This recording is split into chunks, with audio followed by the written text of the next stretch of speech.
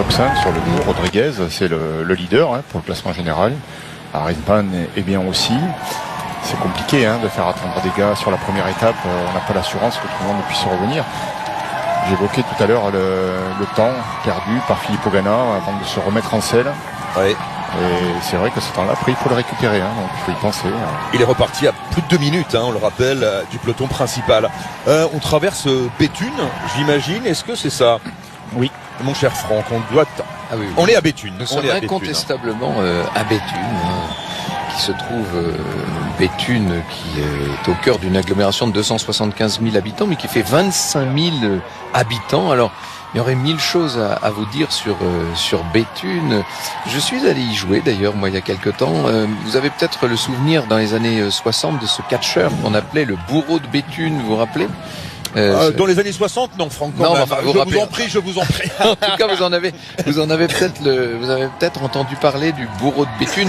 Son nom, il était tiré, bien entendu, du roman d'Alexandre Dumas, un des Trois Mousquetaires. C'était le personnage qui était chargé d'exécuter Milady, le bourreau de Béthune. Et là, vous êtes au cœur de cette très jolie ville, vous voyez, avec son beffroi. Regardez, on est en train de feu tirer d'artifice ce qu'on au appelle sommet du beffroi. un feu froid qui est tiré du sommet du beffroi de Béthune, qui date de 1388.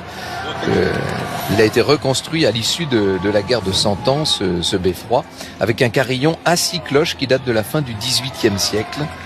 C'est un endroit assez extraordinaire. Et puis la très belle église, vous avez vu l'église Saint-Va, qui est du XVIe siècle. Voilà, vous l'avez là sous les yeux, avec ce magnifique clocher-porche, et ces 3 grands porches ouest. Elle est assez extraordinaire.